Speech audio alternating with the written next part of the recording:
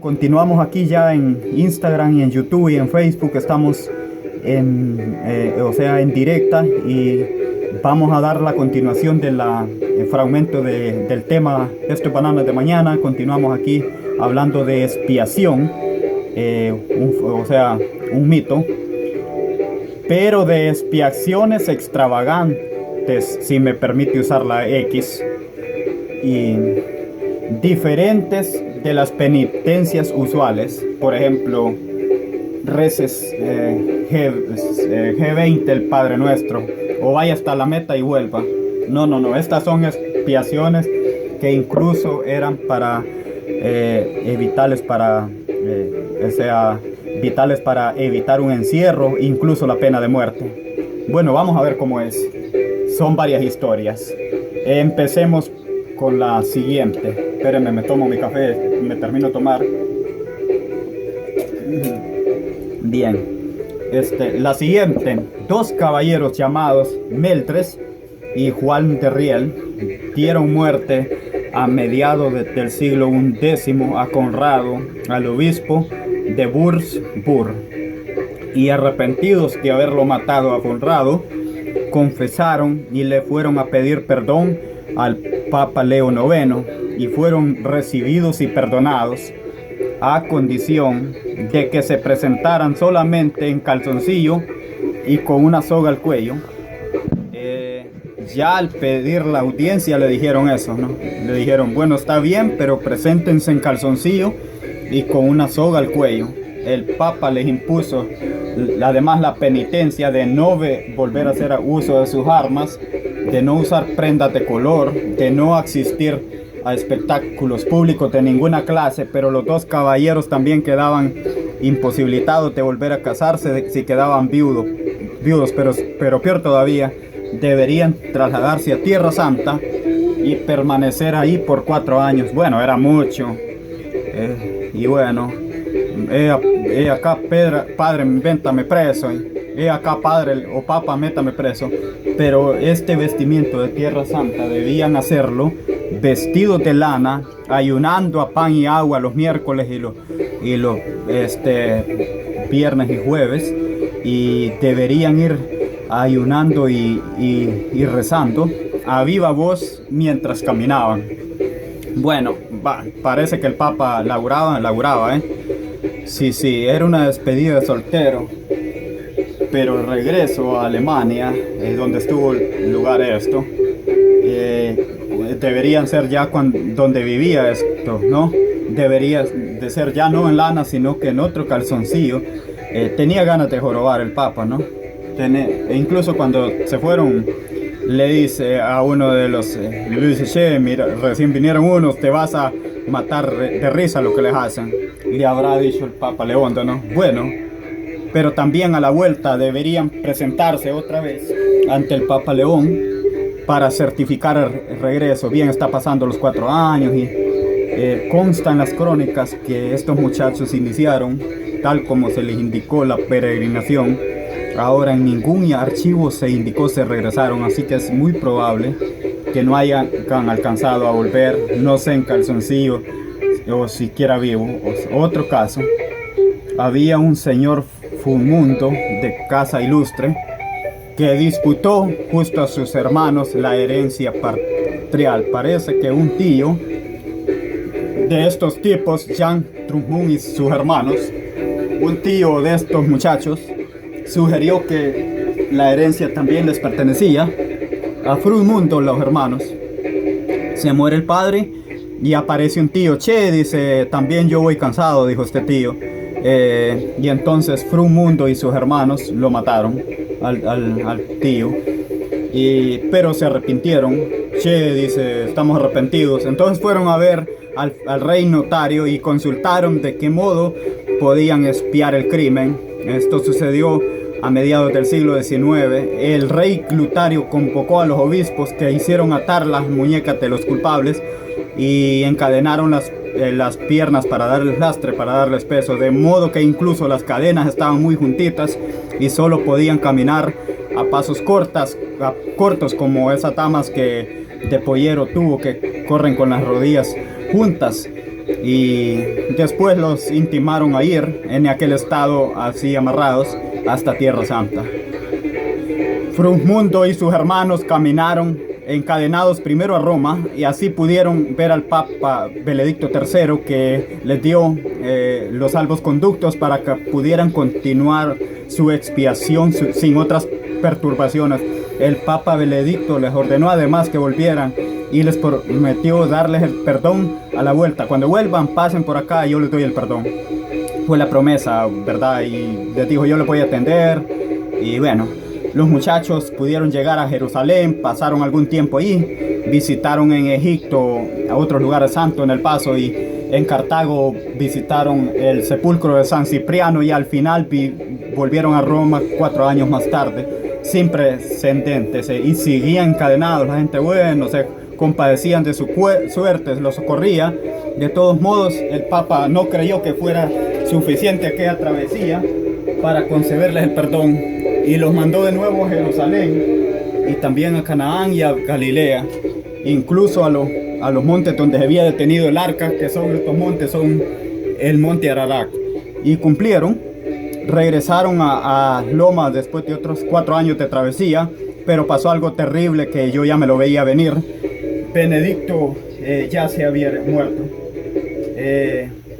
y el nuevo Papa, Nicolás I, que no estaba enterado de aquella penitencia, ni de sus crímenes, ni en verdad de nada, no lo recibió, y el Frusmundo y sus hermanos se despojaron de las cadenas y se fueron a Francia tristes y despojados. Nunca pudieron recibir del Papa que la penitencia de serdición había sido servible. Para ellos la servilidad del crimen jamás se borró. Había otros personajes que eludían el dictamen de penitencia ordenado por el Papa. Es el caso de Guillermo VII de Pactul, y esta era el noveno ducto de Quitania y gobernador. Abuelo y abuela fue Guillermo de Eleonora. Eleonora no es otra que Eleonor de Quitania, la mamá de Ricardo Corazón de León y de su hermano Juan Sin Tierra. Y parece que Guillermo había estafado a la condesa del saque de Leonor o algo así. Y el obispo de Angulema entonces lo exhortó a cambiar de conducta. Le dijo, che, a ver si cambiaste conducta. Y Guillermo le contestó que él iba a cambiar de conducta cuando el obispo se peinara. Ahora el obispo era pelado, y esto ofendió mucho al obispo, que pidió reparación. Entonces Guillermo se arrepintió de lo que le había dicho al obispo y exigió que se le dedicara una penitencia. Le dijo, mándeme una penitencia, don obispo. Y el obispo lo mandó a hacer el viaje a Jerusalén. Pero la verdad es que Guillermo ya tenía pensado ir a Tierra Santa, y le hizo creer al obispo de Angulema que se iba para espiar el pecado de haberle dicho así, ¿verdad? Y ella había pensado partir, ¿verdad? Partió por otra parte con una numerosa tropa de amigas y amiguetes. Según el cronista, convirtió su trayecto santo en una danza orgiástica. Junto con aquella tropa penitente y blasfema que conté, ¿no? Guillermo cantaba e incluso amaba sobre los lugares más santos. Último detalle, dicen que cuando la gente lo veía pasar a Guillermo y a sus amigos, quedaba estupefacta ante tan gratificante expiación, y le preguntaba a los muchachos a qué obispo había que acercarse para recibir una penitencia de esas características, ¿no? Y bueno, y esta fue la última de las penitencias o de las expiaciones extravagantes que hemos contado hoy. Yo dedicaría esto a los tipos que hicieron el viaje 2 veces y cuando volvieron el Papa ya había muerto. Y el Papa siguiente, que ni siquiera venía, el Papa podría haber dejado o siquiera una nota a su sucesor. Mira, van a venir unos tipos, atendémelos, que yo les prometí que los iba a perdonar. Ahí en la refrigeradora con un imán la nota, ¿verdad? Me gusta los muchachos también al final, los muchachos divertidos, vestidos de obispo, perdón, el tipo pelado que se enojó. Se enojó porque le habían dicho pelado, porque cuando yo era chico creía que el alto prelado significaba justamente el alto pelado. Y la persona al que se refería, al que se refería el noticiero es una característica física, es así, un señor alto y pelado. Hemos ido a la discoteca con todo el en contra de este entablo. Y finalmente encontramos la penitencia, dijo nuestro discotecario, que es muy aficionado a las cuestiones teológicas. La penitencia tiene un carácter divino. Si la penitencia es divina, de manera que tengo un disco, y tengo un disco donde está el tema de Joaquín Mora, pero o sea, se rayó porque es disco del año 900, y este disco se lo acaban de entregar a Vegeta. ¿Y quién se lo entregó? Goku, que vino hoy a la ventana a dejar ese disco fantástico. Y bueno,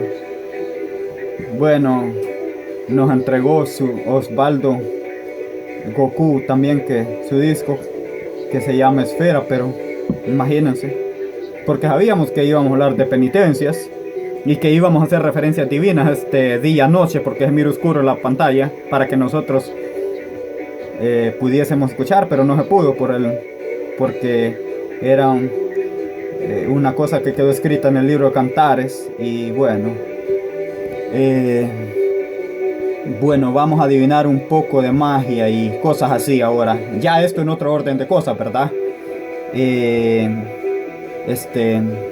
Quiero decir, el tema de esta charla es descarácter mágico de algunos sonidos, de algunos fonemas de nuestros amigos. Qué raro es mezclar Acesur con el carácter mágico. Si en alguna cosa no ha empezado a los lingüistas, es la magia. Bueno, ese efecto que no creían en muchas iniciaciones antiguas, tenían las palabras aún y las morfemas, digo, los pedacitos de palabras. Nadie que iba al paraíso iba más o menos sin el orden de lo que hace un mago, o el desorden. Por ejemplo, el mensaje de lo que más se surtía es, y sí, la magia blanca y todo eso, la magia blanca y negra. Había lenguajes mágicos, habían palabras mágicas y había sílabas mágicas. Y bueno, y había formas de pronunciación que enteraban pronuncios. Y bueno, por ejemplo, vamos a ver de qué manera. Yundi, por ejemplo, un astrólogo isabelino, había inventado un lenguaje. Decía que lo había inventado. Él tenía una ayudante, un señor Eli, y lo ayudaba en la siguiente operación. Estaban los dos en un escritorio y un tablero con números, y Yundi con un tablero igual, así en asillero tenía los tableros. En otro tablero igual, donde habían letras. Entonces evidente que era Kelly. Y daba una pulida esfera, más pulida que la de un billar. Y esperaba que la pudiera ver allí, la figura de un ángel. El ángel de la escena y unos números, que le marcaba el número. Que primero eran dos ceros, pero los ceros se pegaban tanto poquito que se pegaba uno con el otro y quedaban un 8, las dos rueditas juntas. Y bueno, y Undi veía en su tablero de letras, Undi, el tipo ese, veía el tablero en la misma relación colectiva a qué letras correspondían, y entonces iban anotando esa letra. Al terminar estas visiones y las anotaciones, empezaba a escribir las letras una por una, pero diferente clase, es decir, la primera es la última, y las palabras así resultantes, él les había dado el nombre del lenguaje de Dotiano, un caso que tal vez, porque acordándose de Not, aquel que fue raptado a los cielos, y decían que era un lenguaje dictado por los ángeles. El caso es que, así como fuera, muchos magos han dictaminado que el lenguaje era verdaderamente eficaz para evitar algunos prodigios. Y el famoso Aleister Crowley sabía usar el lenguaje nuclear de John Beer. Decía cosas como estas: e casaducare el agogo, torsodu odu ticaliga, sonucare odu soramedano. Bueno, cuando lo decía esto, se oía algo que en caso los quedado tan fresco de no ver una aparición ingénica y olila, a lo mejor usted se queda con los ojos medio raros diciendo: ¿qué le pasa a este pobre hombre, verdad? Sí, bueno, y en todo caso, la atribución de poderes especiales y ciertos nombres y sonidos, este es un elemento de todas las artes mágicas. Antiguamente se creía en un nombre secreto de los antiguos egipcios que ocultaban ese nombre, pero en un tiempo habían culturas que creían en un nombre secreto superior. Era el nombre de Dios que tiene esto el pueblo judío, ¿no es cierto? Y no es tanto ese nombre, el nombre de Dios era tan sagrado que se evitaba pronunciarlo. En general se conoce el nombre con el nombre de tetragrama, el nombre de otro nombre de 4 letras. Hay otro, la E, la Vau, y otra es la G, es decir, la Y, H, I corta y H, y los pronunciamientos son embriagados: A y B, O, Geo, y solo se permitía pronunciarlo una vez al año, y según la tradición los ancianos lo iban transmitiendo a sus discípulos cada 7 años, y actualmente se ha perdido todo el indicio correcto de pronunciar, y tal vez por eso hoy en todas las ceremonias se conoce la palabra Donai. Aún más establo, que es el panograma, era lo que se llama Forage. Yoman Forage no era otra cosa que el extraño apelativo de la forma de 72 sílabas empleada por Moisés para separar las aguas del Mar Rojo cuando los perseguían los egipcios. ¿Recuerdan esto? Bueno, se llama Emman Floraz a esa fórmula. No es que digo Amánforas. Amánforas es el apelativo. La fórmula, como he dicho, tenía 72 sílabas y debe ser una pronunciación muy ardua, porque si así fuera, el Mar Rojo estaría separándose a cada momento, con los inconvenientes que estas circunstancias suelen ocasionar. Son distintas, sobre todo las especies de los peces, ¿no? Sobre todo a las especies y a la navegación, y contienen lo que son las sílabas de la oracional, también una solicitación mística para los cabalinos que se pasaban combinando números y sílabas. La idea, como bien nos dice Goku, es que no la puede ser casual en un puesto divino. Si la Biblia ha sido empleada por la bibliera, ninguna combinación de su generosidad completa puede ser dignidad. Entonces todo debe tener algún significado: el número de veces que está la Nior, del número de sílabas, la letra con la que empieza, y entonces se hacían todas clases de combinaciones. Y Johann Röntgen, que estableció la relación TOI del tétramo genoi, que es en Astogras, y descubrió en un encuentro a los cromentos fueméricos que tienen las cromantes inéricas, también la del yes y del amante del 5 y del 6, y de cierto modo la cuenta igual da 72. Fíjense, rayón y el 10, la I o la H forman 5, y bueno, la E y la VAU suman 21, y las 421 suman 26, pero sumando todos estos números que he dicho suman 72. Había un mago que daba instrucciones para la anunciación de esto y de otros nombres divinos en las ceremonias mágicas, y esto lo decimos para que estos oyentes lo puedan pronunciar. Nombres en sus teoridades angélicas y domésticas y en otras teorías.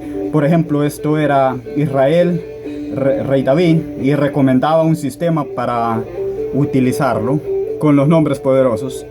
Al llegar al momento la atención, el mago tiene que aspirar lenta y dolorosamente, imaginando que el Na es sagrado nombre que va a pronunciar, lo dibujará inclusamente en el aire con letras de fuego y aspirando con fuerza lo ingerirá en sus pulmones primero, inhalará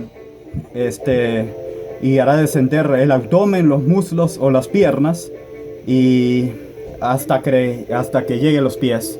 Todo su cuerpo quedará poseído por el juego del nombre y luego adoptando una posición que se llama la posición del dios Horus, en una característica que habrá tenido el mago de la proporción para averiguar, y del libro de los muertos, que también tiene eso en miseria, ¿no? Que adoptando esa posición, digo, esposará el aire exhalado de comer e imaginará al que asciende de los pies, entonces pronunciará el nombre con un poderoso grito de triunfo, y se lo hace así, seguro que alguna cosa va a suceder.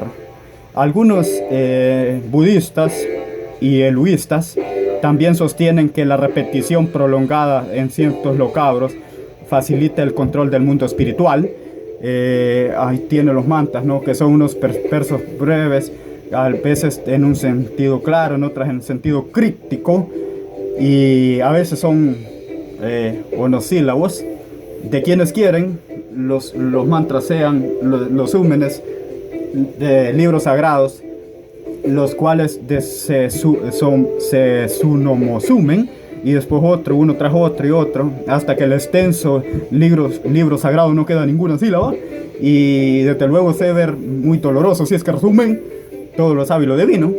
Bueno, también el significado de la teoría sabia es la generosidad de una letra que es On, y las dos primeras, una A y una U, para que esto sea bien pronunciadora y nos pueda hacer claro, porque es vitalístico, importantísimo una pronunciación. Usted pronuncia algo y puede hacer que con un título se pase todita la noche ahí.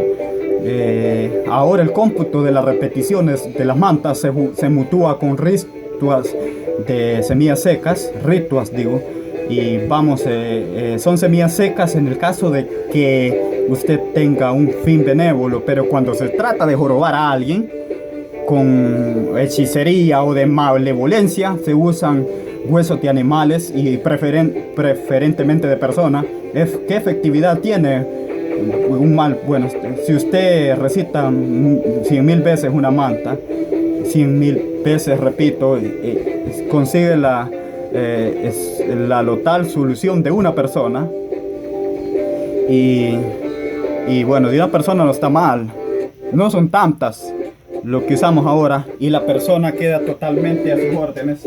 Y bueno, ahora si usted tiene paciencia y quiere repetirlo 200,000 veces, entonces usted ya tendrá poder sobre todos los fenómenos naturales o sobrenaturales, por ejemplo la lluvia, el sol y el rayo. Y usted, si ya es un tipo pesado y quiere jugar duro como un león y lo repite 1 o 500,000 veces, lo cual tendrá que vivir más de un año de vida, entonces usted ya estará en condiciones en emprender el viaje por el universo. Y no está mal eso, ¿verdad? Basta con repetir 1.500.000 veces el resumen de un libro sagrado. Bueno, en la Edad Media también había palabras mágicas. Si usted recordará, abracadabra, estaba Ujumán, los que estaban llevales sobre magia negra, y donde estaban precisos instrucciones, por ejemplo, para seducir a una señorita. Usted quería levantar una mina medio terca y bastaba levantarla los ojos para decir: café casita, nunca feta, pública filia, onlibusilis. ¿Querés ir a tomar una tacita de café? Nos vamos en un ómnibus. algo así. Mira vos, pero usted decía eso y la mina decía, repetímelo, ¿qué quiere decir? Le decía, ¿querés tomarte una tacita de café y nos vamos en un ómnibus vos? Mira vos. Y bueno, es absolutamente religioso, ¿verdad? Tengo aquí alguno que una vez lo he usado yo, lo habré usado en este programa. Y, y el Limonium Verum, que da instrucciones para obligar a una moza que baile desnuda, es decir, a una mesera. Eso quiere decir una moza en otros términos lingüísticos. Y aquí no se le ocurrió, aquí no se le ocurrió decirle a una señorita que baile desnuda, la más hermosa, digamos, en otros casos. Y cómo hacer, muy sencillo, hasta un niño puede hacerlo. Basta con escribir con sueños, en un sueño, el nombre de un murciélago, por ejemplo, la palabra ingieres, sobre pergamino virgen, no habrá un pergamino cuadrilúfero, y encima se coloca una piedra sobre la que se haya celebrado una misa, y esto se entierra bajo el umbral donde veo pasar la muchacha. Por ejemplo, el umbral de la casa, pues se va a pasar la muchacha sobre el umbral y sentir sobre ella un deseo defrenable de bailar en cueros. Y así lo hará antes en lúbricas miradas. Había también otros galíndomos que servían para hacer bailar desnudo cualquiera. Por ejemplo, satorere, o tener otras rotas que sirven en cuadro, ¿no? De todos modos hay que decir que el hechizo sometido a someter voluntades ajenas debe ser la más infable de esas entidades mágicas. Pero sobre la efectividad de cierto sonido, puede vestir las murallas de Jericó, que cayeron hasta cierto tope de trompeta. Algunos científicos recitarían a decir que si se suceder a someter un hombre a al sonido de 3, 4, 5 ciclos nada más, y un sonista realista, ¿verdad? Y se puede ser ese sonido para poder matar un tipo, tal rito de los amurayes o de los rayos del sol, y que según viste que tal grito de los rayos del sol, que quiero decir yo, no parece que baja la presión arterial que nos cuenta. Ese es un grito que te lleva a la sangre, también al sonido on, como hemos hecho referencia al 100, y los sonidos de Pitágoras, que descubrió, por ejemplo, que usted colgaba un yunque de una cuerda, usaba esa cuerda y daba las mismas notas que el arcutivo yunk, lo que ya descubrirán. Ese es descubrir. Y bueno, está también la ciencia de los cabalistas, bueno, que también hemos escuchado referencias, pero lo de Jericó es importante. Parece que las murallas caen en virtud de un cierto toque de lumbre, y otros científicos dirán que ha habido investigaciones así en Jericó, y por lo menos certifica que algo raro sucedió. Ustedes saben que algo raro sucedió. Y una última cosa que la dejo para una próxima charla: las murallas de Jericó tenían la forma de un laberinto en el sentido que habíamos dado aquí en unas semanas atrás. Ustedes creían que el laberinto no era un tema, sino que el laberinto era universal, era una especie de oveja iliteral o algo así, que garantizaba que quien emprendiera el camino podría llegar a la otra vida, y el que en todo caso cometía fatigas pero nunca extravías, bastaba conseguir una misma dirección para llegar al centro, y después allí el camino que era uno conducía siempre a la funda. Y la muralla del áspura de Jericó no era otra cosa que un laberinto de 7 vueltas con una estructura clásica. Al caso, por si esto fuera, la televisión fuera casi explicable, como he dicho, es el clavel retinto. Otro de las virtudes de las palabras, si no es la luz pequeña, si no es la más pequeña, perdón, es conseguir que alguien se duerma. Vamos a dedicar, ¿a quién podemos dedicar esto? Estoy pensando que podríamos dedicárselo a esas personas que en reuniones más atractivas, generalmente que los simposios, de los simposios y de los científicos, hoy en día se reúnen para ver qué pasaba entre ese equilibrio entre el bien y el mal que viene del otro lugar del mundo y que viene de otro lugar del universo, ¿verdad? Y que viene por ahí los tipos en que Arturo se peinaba entre los 7 universos, que no era una potencia extraordinaria. Y entonces cuando se reunían estas personas se decían unos a otros, son secretos nombres, porque si te cuento un nombre, cada mago pertenecía al dominio de uno sobre el otro, y esto garantizaba que por lo menos en el juego limpio de esas exercitaciones, por ejemplo, se había tomado el secreto a tanta gente y se había dotado de un, por ejemplo, había sido un equilibrio para lavar ropa, ese tipo de cosas, y es lo que bien puede dejarlo, hacerle ese secreto noble, y a los magos que hacían capaz que eso fuera un secreto, y además gente que se ha preocupado alguna vez de conseguir el siguiente dinero para pagar la cuota de la ropa, que no es suficiente. Digo, porque no es casi esa batalla para el bien y el mal, para utilizar las cosas como un poco de más informa de, es verdad, bueno, cada tanto investigan en frente de batallas y quedaron en destino de nuestra justicia, ¿verdad? Mientras tanto, el trío de Dragon Ball Z regalarán a todos nuestros magos amigos este fragmento de esta historia. Y bueno, pues arrivederci, ¿verdad?